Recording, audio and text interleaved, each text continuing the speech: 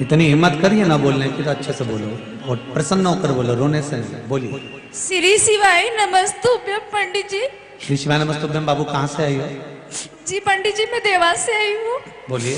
मैंने बहुत कोशिश करी थी वहाँ शिविर में आने की, रुद्राभिषेक के लिए, लेकिन नहीं हो पाया। और मैं सोच भी नहीं पाई कि मुझे फिर से दोबारा मौका मिलेगा।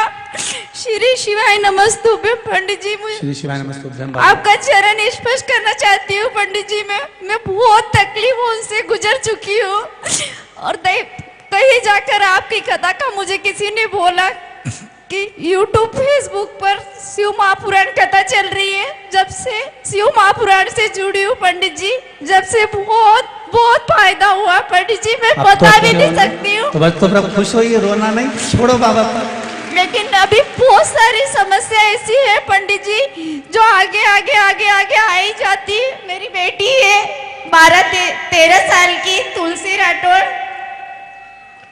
उसे ऐसी समस्या है, आए दिन डॉक्टर में पैसा लगाना पड़ता है पंडित जी। जब बाबा पर इतना विश्वास है ना, जी, तो बाबा पर भरोसा है और बाबा यहाँ तक लेकर आए जी हैं जी, तो इतना विश्वास कर जाना कि यहाँ से जाने के बाद में 3 महीने बाद आप अपने कुबेरेश्वर धाम आ जाओगे, ठीक करेगा। हर हर महादेव। बैठिए बैठिए। शंभु है। आप शिव आराधना करिए, शंकर का भजन करिए, स्मरण करिए, ये जीवन को सुख देंगे। शिव महापुराण की कथा कहते हैं,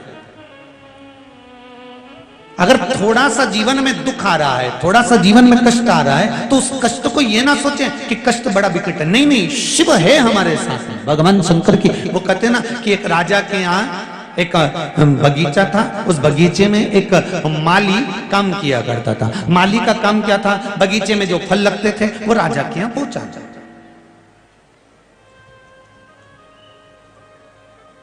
जो फल लग रहे हैं वो राजा के दरवाजे पर भेजना। आज माली ने देखा नारियल भी बहुत अच्छा पक चुका है, संतरा भी बहुत अच्छा पक चुका है, जाम भी बहुत अच्छी पक चुकी है, अमरूद भी बहुत अच्छा पक चुका है, केले, चीकू ये सब अच्छे पक चुके हैं, अंगूर भी बहुत अच्छा पक चुका है। आज माली ने विचार करा कि मैं राजा के यहाँ क्या लेकर जाऊं, इतनी सारी सामग्री तो ले जा नहीं सकता, लेकर क्या जाऊंगा। तो इतने में उस माली ने विचार करा, अब मैं राजा के यहाँ क्या लेकर जाऊं, क्या लेकर जाऊं। तो उसके मन में आया, एक काम करता हूं, ये सारा सामान इतना वजन उठाकर ले जाऊंगा, अंगूर लेकर जाता हूं।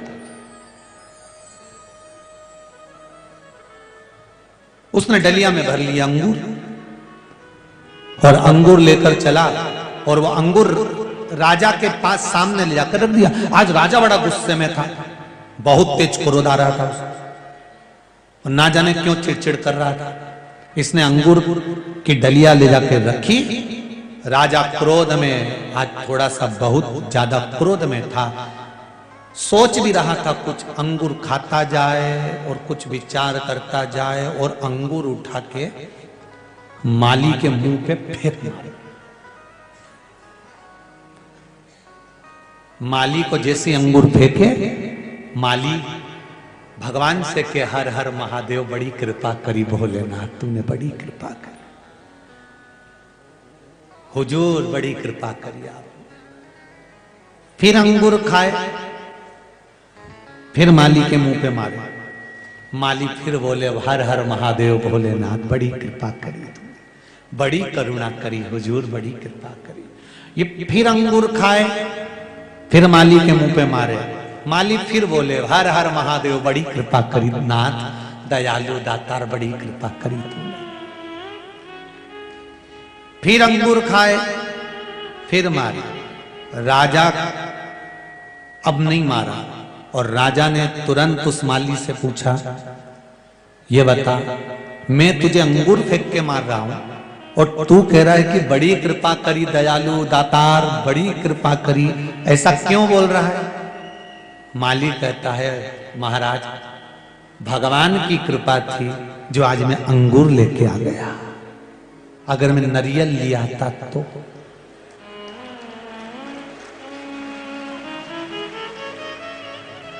अमरूद लेकर आ जाता पाइनएप्पल लेकर आ जाता या केला लेकर आ जाता तो मेरा तो चोखटा ही बिगड़ जाता, मैं तो मर ही जाता।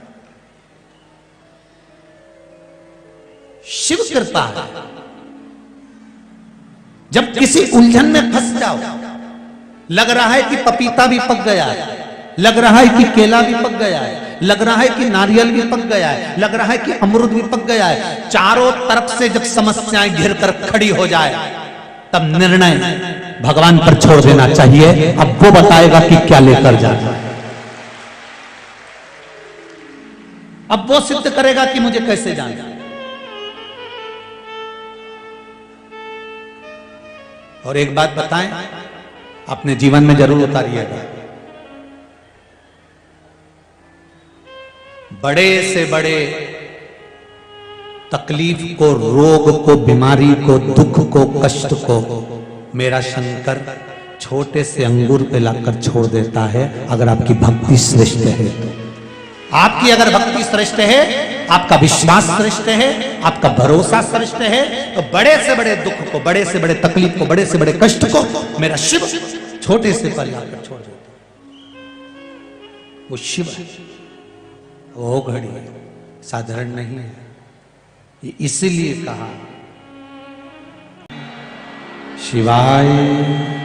सभी लोग कामना करते हुए, बाबा से निवेदन करते हुए, अपने मन की कामना को बोलते हुए साथ में बोलेंगे श्री, साथ बोलिए, साथ में, श्री शिवाय नमस्तुभ्यं, श्री शिवाय नमस्तुभ्यं, श्री शिवाय नमस्तुभ्यं, श्री शिवाय नमस्तुभ्यं।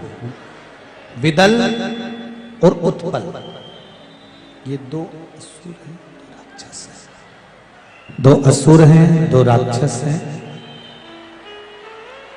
शिव महापुराण की कथा कहती है, इन दोनों ने भी ये विचार करा कि पार्वती जी बड़ी सुंदर हैं, तो उनको प्राप्त किया जाए। देखिए, एक बात अपने जीवन में उतार कर रखिएगा कि सुंदरता रहे, मना नहीं, पर उस सुंदरता के साथ में आपके संस्कारों की सुंदरता हो, तो वो जीवन का एक आनंद देने वाली। संस्कार की भी सुंदरता हमारे जीवन को एक सुख प्रदान करती है, संस्कार की सुंदरता भी हमारे भीतर होना चाहिए। फिर निवेदन करेंगे, जिस गांव में पानी की कमी होती है वहां की फसल बिगड़ जाती है, और जिस घर में संस्कारों की कमी होती है वहां की नस्ल बिगड़ जाती है। पानी की कमी है, फसल बिगड़ेगी, और यदि संस्कारों की कमी है तो नस्ल बिगड़ेगी। आप करो, भगवान का भजन, भगवान का स्मरण, भगवान का कीर्तन। ये घर की जो माताएं एक लोटा पानी जो शिव जी को चढ़ाती हैं, शंकर भगवान को समर्पित करती हैं, श्री शिवाय नमस्तुभ्यं का जो जाप करती हैं, इसका पुण्य, इसका आनंद घर के बच्चों के खाते में भी तो जाता है। इसका सुख घर के लोगों के भी तो खाते में जाता है। आप उस पुण्य को धारण करें। शंभु शरणे मांगू घड़ी रे घड़ी, दुख काटो दया करी निदर्शन आपो। विदल और उत्पल ने माता पार्वती मैया अंदर से भोजन बनाकर बाहर आई थी, और विदल और उत्पल ने उनको देख लिया, बड़ी सुंदर है। देखकर विदल और उत्पल ने आवाज लगाया, हरिओ पार्वती, तुम तो बड़ी सुंदर हो, यहां कहां कैलाश पर रह रही हो? तुम्हें तो हमारे साथ में रहना चाहिए। इतना तो सुनना था, पार्वती जी के नयन में जल भरे शिव जी ने आकर देखा, तब माता पार्वती और शंकर ने कुंदुक फेंक कर मारा, और वो कुंदुक फेंक कर मारा तो विदल और उत्पल तो शांत हो गए। वो कुंदुक शंकर भगवान के चरणारविंद के पास जाकर रखाता है तो शिव जी का नाम कुंदकेश्वर हो जाता है। क्या नाम पड़ गया? जम के बोलो जरा, कुंदकेश्वर, कुंदुक प्रहार। एक बात बहुत अच्छे से ध्यान करिएगा, अगर आपको लगता है कि थोड़ी सी संपदा की कमी हो रही है, कोई काम नहीं बन रहा, पैसा नहीं आ रहा, या व्यापार नहीं चल रहा, या घर में पैसे नहीं फेर रहे, या लक्ष्मी का आवक नहीं हो पा रहा है, लक्ष्मी नहीं टिक पा रही, लक्ष्मी नहीं आ पा रही है, लक्ष्मी का प्रभाव कम पड़ पा रहा, तो एक बेलपत्र जल के पात्र के साथ, बेलपत्र हाथ की हथेली पर, जल का पात्र उस हथेली के ऊपर, घर से ही चारों तरफ भ्रमण कराकर अपने घर के अंदर ही कुंदकेश्वर महादेव का नाम लेकर, जो शिवालय पास में, जो शंकर जी का मंदिर पास में, वहां पर जाकर पहले जल समर्पित कर दें, फिर हाथ में जो बेलपत्र है अपने कार्य का स्मरण कर कर वो बेलपत्र शिव जी पर समर्पित कर दें। वहीं से थोड़ा सा जल झेल कर लेकर आए और घर में उस जल का चारों तरफ छींटा दे दीजिए। 8 दिन लगेंगे, ज्यादा से ज्यादा 8 दिन भी बहुत हो गए, हम तो कहेंगे 3 या 4 दिन में व्यापार वापिस चलना प्रारंभ हो गया। शिव जी का एक नाम है कुंदकेश्वर। कौन से महादेव है? कुंदकेश्वर महादेव, जो जीवन का एक आनंद सुख संपदा देने वाले, एक आनंद की अनुभूति कराने वाले। आगे जो वर्णन आया है शिव महापुराण में, शिव कथा कहती है धनु राजा के 2 पुत्र थे, रंभ और करम। 2 पुत्र हैं, रंभ और करम।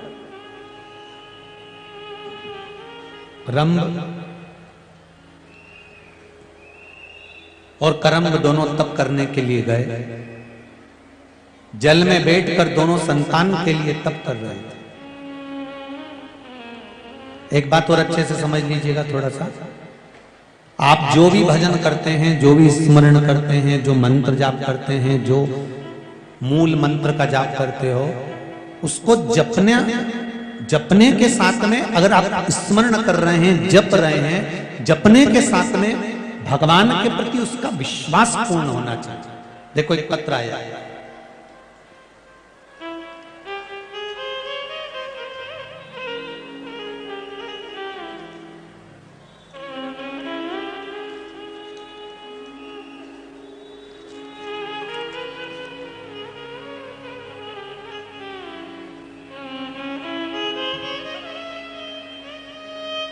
अनीता दिनेश जी राठौर पीतमपुर से हैं।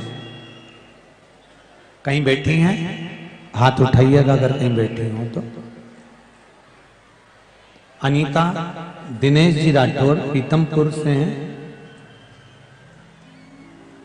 मैं पीतमपुर में 16 साल से रह रही हूं, लेकिन कभी शिव के प्रति मेरे में इतनी जागरूकता नहीं है।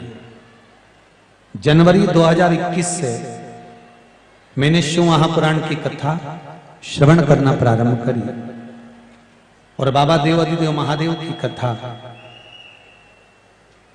कई लोग कहते हैं कि शिव जी की कथा सुनो, कथा सुनो, कथा सुनो, तो मैंने सुना और मैंने कथाओं में सुना कि ये करने से उस फल की प्राप्ति होती है। मैंने प्रैक्टिकल करने का भी प्रयास किया। उसमें मेरी भी गलती है, इस पत्र में लिख रही है कि मैंने परीक्षा ली, पर परीक्षा पास हो जाऊंगी ये नहीं सोचा था। गुरुजी, बाबा का चमत्कार क्या है, एक बार मैंने शंकर भगवान से विनती करी कि मेरी मम्मी बीपी की गोली खाती है, क्या वो छूट सकती है? मैंने बाबा पर जल चढ़ाया और शिव जी ने ऐसी कृपा करी कि मेरी मम्मी की बीपी की गोली छूट गई और मेरी मम्मी ठीक हो गई। बहन ने दूसरी बात लिखी है, जब यह बात पूरी हो गई तब मेरे काका ससुर को ब्लड कैंसर हो गया और शिव महापुराण की कथा मैंने सुनी थी तो मैंने सोचा जब भगवान ये काम कर सकता है तो ये भी कर सकता है। ब्लड कैंसर हो गया। काका ससुर को हर 15 दिन में खून की 2 या 3 बोतल लगती थी। गुरुदेव देवाधिदेव महादेव की कृपा किसको कहते हैं? आपने जो बेलपत्री और पानी वाला उपाय बताया था उसको करना प्रारंभ करा और वो पानी काका ससुर को पिलाना प्रारंभ करा। अब उनका कैंसर ठीक हो गया है, खून लगना भी बंद हो गया है और अब वो नीचे लिख रही हैं गुरुदेव, अब वो काम पर भी जाने लगे और पूरा काम करते हैं, अब उनको कैंसर नहीं है। ये शिव कृपा, ये शंकर। कुछ बोलना चाहती हो? माइक दो बाबू।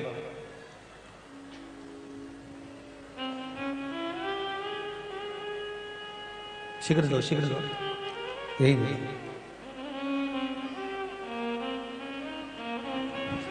रोइए मत, बोलो। अब दिल से उसको पुकारिए, अब दिल से उसको कहिए, वो सुने। शंभो शरण पड़ी मांगू घड़ी रे घड़ी, दुख काटो दया करी दर्शन। अगर शिव ने कृपा, जैसे बहन कह रही हैं कि बाबा ने साथ दिया है, तकलीफ आई तो साथ उसी ने दिया है ना, फिर क्या सोचें, क्या सोचें? फिर कहूंगा इस देपालपुर की धरा के लिए कि देपालपुर वालों, कहीं बहुत सारा पुण्य का मटका भराया होगा तो कुबेर भंडारी की कथा यहां हो रही है, उसकी कृपा।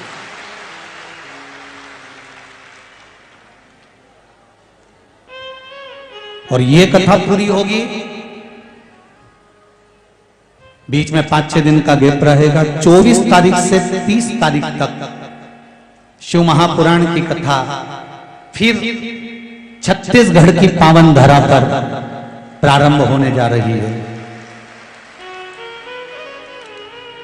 छत्तीसगढ़ की पावन धरा 24 मार्च से 30 मार्च तक एक छोटा सा गांव छत्तीसगढ़ का हलकोसा, छुरिया, जिला राजनांदगांव, छत्तीसगढ़ में कथा होगी, जिसका प्रसारण टीवी पर 2 बजे से 5 बजे तक आएगा।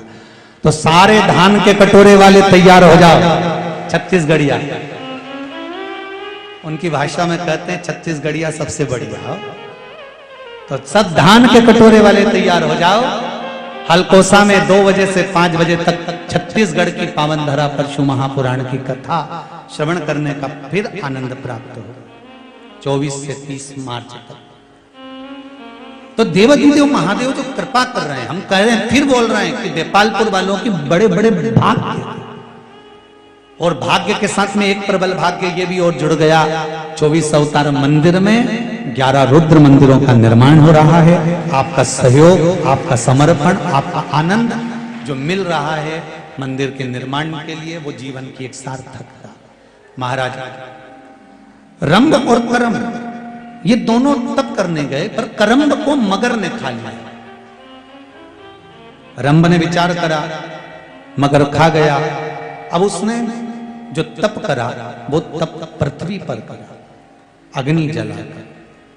तब उसको वर मिला कि तुम जब तप कर कर उठ के जाओगे, जिसको भी प्रेम से देख लोगे, उसी से तुम्हारी संतान जन्म लेगी। रंभ जब तप करके उठकर जाने लगा, रंभ जब तप कर कर जाता है, उठकर जब जाने लगा, तब उसने एक महिष को, एक भैंस को प्रेम से देख लिया और महिष को प्रेम से देखा तो उस महिष का गर्भ ठेर गया। महिष जब घर पहुंची तो उसका जो पति था भैंसा महिषा, उसको लगा कि मेरी पत्नी गर्भित कैसे हो गई, तो उसको लगा कि ये रंभ की संतान है। उसने रंभ को मार दिया। रंभ मरा, रंभ का अंतिम संस्कार हो रहा था। महिष को लगा कि मेरे गर्भ में इसकी संतान है तो मैं इसकी पत्नी हो गई, इसके साथ सती हो जाती हूं। और महिष वो जलती हुई चिता में कूद गई। जैसे ही महिष भैंस जलती हुई चिता में कूदी, वैसे ही उस महिष के एक पुत्र का जन्म हुआ जिसका नाम महिषासुर हुआ। महिषासुर,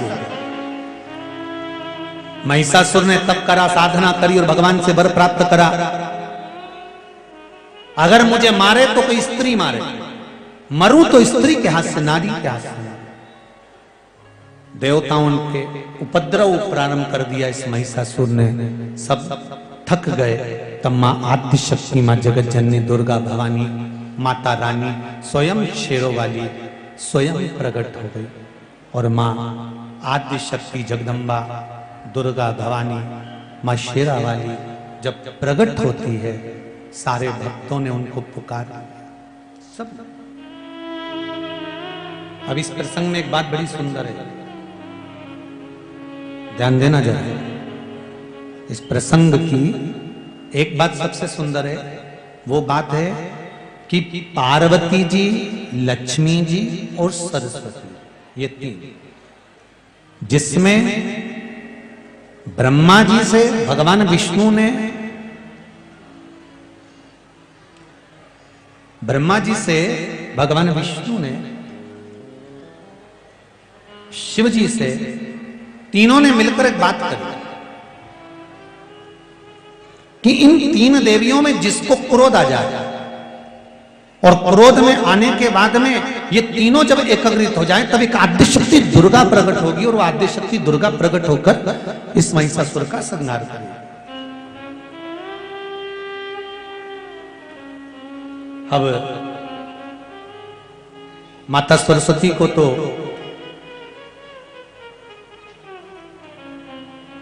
क्रोध पूर्व में आ चुका था, मां लक्ष्मी को भी पूर्व में क्रोध आ चुका था। तब माता पार्वती जी को क्रोध नहीं आया था, तब शिव जी ने उनको क्रोध दिलाया था। एक बात माताओं के लिए सबसे सुंदर है कि जिंदगी में याद रखो कि क्रोध पर अगर संयम हो गया तो तुम्हारा घर अपने आप स्वर्ग हो गया, तुम्हें कहीं जाने की जरूरत नहीं। खींचा और उस क्रोध पर संयम करा, पर माता को क्रोध दिलाया और क्रोध दिलाया और मां आद्य शक्ति प्रकट हुई और मां टूट पड़ी उस महिषासुर पर। महिषासुर का संहार करा। देवताओं ने पुष्पों की वृष्टि करी, गंधर्व गान करे, अप्सरा नृत्य करी, चारों तरफ सुख समाहित हुआ। देवाधिदेव महादेव की ये पावन आनंदमय लीलाओं का जो स्मरण कराया, शिव महापुराण की कथा जो अपन सब श्रवण कर रहे हैं, देवाधिदेव महादेव की कृपा से इंजेक्शन लगते थे पर फर्क नहीं पड़ता था। मेरी मम्मी ने कहा कि तू सियोर वाले महाराज कथा कहते हैं तो कथा सुन, और कथा सुना। कथा सुनने के बाद में सफेद दुर्वा वाला प्रयोग और जल शिव जी को चढ़ाकर बालचंद्रेश महादेव के नाम से पीना और दुर्वा को खाना चालू करा। अब मेरे को कोई तकलीफ नहीं है और डॉक्टर भी कह रहे हैं कि किडनी में पथरी नहीं है। बैठो बेटा, हर हर महादेव। ये शिव कृपा।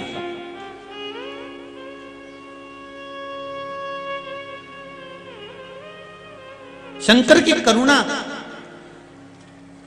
आपसे भी निवेदन करेंगे। कभी कभी अगर ऐसा योग लगे, तुम्हें ऐसा लगे कि कहीं पथरी आ गई है और शरीर को बहुत तकलीफ दे रही है, तो सफेद दुर्वा, जहां पानी वाला स्रोत होता है, जहां पानी भरा हुआ होता है, वहां पर एक दुर्वा लगी होती है, सफेद दुर्वा। जैसे हरी दुर्वा होती है ना गणेश जी को चढ़ाने वाली, ऐसी सफेद दुर्वा होती है। वो सफेद दुर्वा बालचंद्रेश महादेव को चंद्रमा पे से घुमाकर शिव जी को समर्पित करना है। उसी को लेकर आकर सुबेरे शिव जी का बालचंद्रेश महादेव नाम लेकर उस दुर्वा को खाना है और शिव जी पर जल चढ़ाकर उसका आचमन करना है। जल बाबा चाहेगा तो कुछ दिन में वो पथरी अपने आप कहीं निकल ही जाएगी और आपको तकलीफ नहीं। बालचंद्रेश महादेव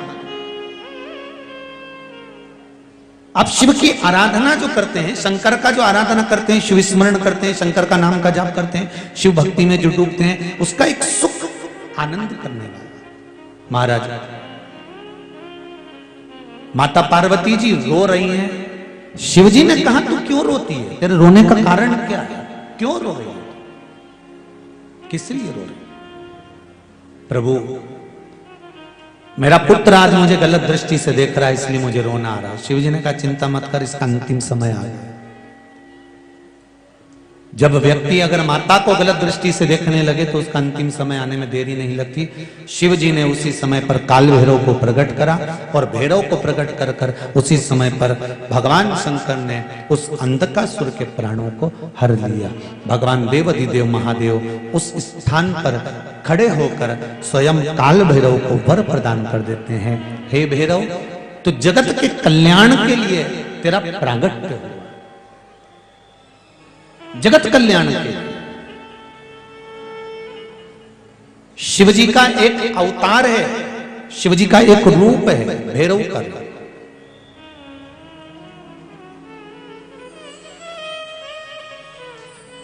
यदि प्रॉपर्टी से जुड़ा हुआ कोई केस चल रहा हो, अदालत में कोई कार्रवाई चल रही हो, कोई अदालत की कार्रवाई चल रही हो और नहीं पूरी हो रही हो, तो भैरव काल भैरव का स्मरण करना चाहिए। और भैरव मंदिर में भगवान शंकर का ही स्मरण कर कर जो पुष्प, चाहे वो लाल पुष्प हो चाहे श्वेत पुष्प हो, समर्पित करना चाहिए। जैसे विशुभ योग में किया गया सत्कर्म शुभ होता है। विशुभ योग कब आते हैं? शिव महापुराण में वर्णन किया गया है। गीता प्रेस की, गोरखपुर की गीता प्रेस शिव महापुराण की अगर किताब लेकर आएंगे तो उसमें पृष्ठ संख्या 44, पेज नंबर 44 पर विशुभ योग का वर्णन लिखा हुआ है। विशुभ योग 2 बार आता है, एक बार आएगा 21 मार्च को और दूसरी बार आता है 22 सितंबर। ये तो हो गई अंग्रेजी तारीख। हिंदी के अंतर्गत अगर देखेंगे जो चैत्र मास की नवमी और अश्विनी मास की नवमी, ये दोनों को विशुभ योग रहता है। जिस नारी को 14 साल 15 साल 20 साल संतान नहीं हुई हो, 18 साल हो गए हो, 12 साल हो गए हो, 10 साल हो गए हो, संतान अगर गोदी में नहीं है तो विशुभ योग के अंतर्गत बेलपत्री के पेड़ के नीचे शंकर जी के शिवलिंग की पूजन कर कर, खीर बनाकर शंकर जी को भोग लगाकर, किसी ब्राह्मणी को उस बेलपत्री के पेड़ के नीचे भोजन कराकर, खीर खिलाकर, उन्हीं से थोड़ा सा खीर का प्रसाद मांगकर उसी बेलपत्री के पेड़ के नीचे पति पत्नी अगर वो प्रसाद को पा लेते हैं तो उनका गर्व ठहर जाता है। ये विशुभ योग है। गीता प्रेस गोरखपुर की पृष्ठ संख्या 44। कई लोग नहीं तो फिर बाद में कहेंगे कि कहां से बोल दिया महाराज, इसलिए आजकल बोलने से पहले आप लोगों को पृष्ठ संख्या भी बता देते हैं कि इस किताब में से, इस जगह से, इस पुराण में से बोल। विशुभ योग 2 बार आता है। एक बार कब आएगा भैया? जम के बोलो जरा। आज कौन सा मार्च है? आज 13 मार्च है। अभी मार्च के महीने में आएगा। कितनी मार्च को? 21 मार्च को। और फिर आएगा 22 सितंबर। ये विशुभ योग मानिए। विद्याध्ययन के लिए भी ये प्रबल होता है महाराज। जिसके शरीर में कहीं सफेद दाग पड़ गए हो या सफेद में कहीं शरीर में चर्म रोग हो गया हो, तो विशुभ योग के दिन का पूजन का भी प्रमाण वर्णन किया गया है। उसको करने के बाद 15 दिन के अंदर वो चमड़ी अपने असली रंग में आने लगती है। वो विशुभ योग के अंतर्गत होता है, वो भी विशुभ योग।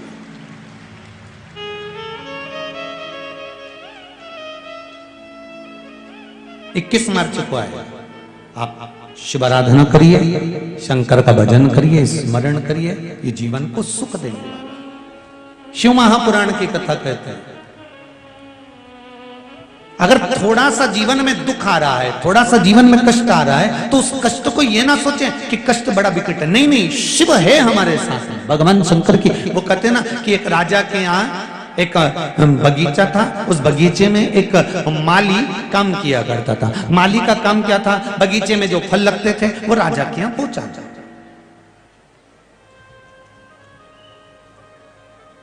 जो फल लग रहे हैं वो राजा के दरवाजे पर भेजना।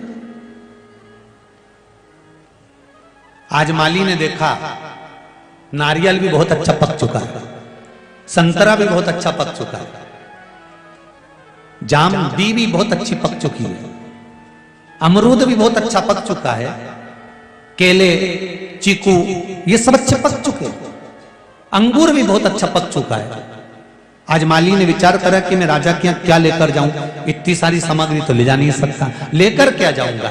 तो इतने में उस माली ने विचार करा अब मैं राजा के यहाँ क्या लेकर जाऊं, क्या लेकर जाऊं। तो उसके मन में आया एक काम करता हूं, ये सारा सामान इतना वजन उठाकर ले जाऊंगा, अंगूर लेकर जाता हूं।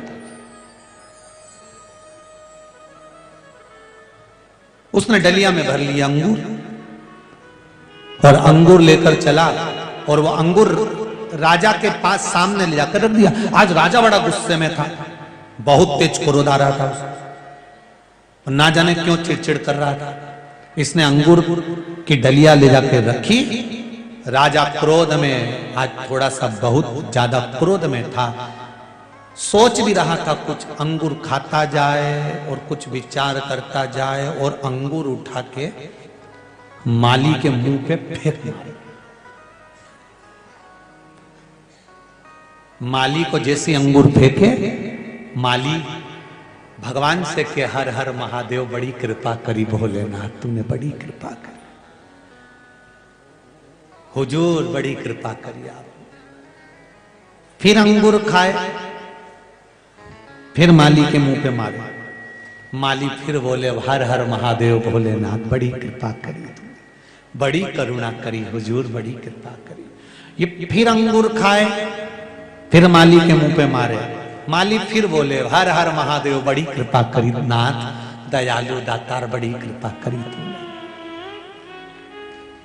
फिर अंगूर खाए, फिर मारे। राजा अब नहीं मारा और राजा ने तुरंत उस माली से पूछा, ये बता मैं तुझे अंगूर फेंक के मार रहा हूं और तू कह रहा है कि बड़ी कृपा करी दयालु दातार, बड़ी कृपा करी, ऐसा क्यों बोल रहा है? माली कहता है महाराज भगवान की कृपा थी जो आज मैं अंगूर लेके आ गया, अगर मैं नारियल लिया आता तो।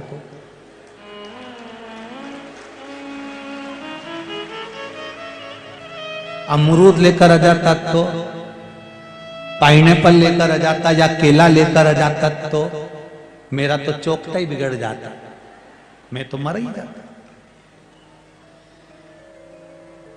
शिव कृपा है। जब किसी उलझन में फंस जाओ, लग रहा है कि पपीता भी पक गया है, लग रहा है कि केला भी पक गया है, लग रहा है कि नारियल भी पक गया है, लग रहा है कि अमरूद भी पक गया है, चारों तरफ से जब समस्याएं घिर कर खड़ी हो जाए, तब निर्णय भगवान पर छोड़ देना चाहिए। अब वो बताएगा कि क्या लेकर जाना है, अब वो सिद्ध करेगा कि मुझे कैसे जाना। और एक बात बताएं, अपने जीवन में जरूर उतारिएगा,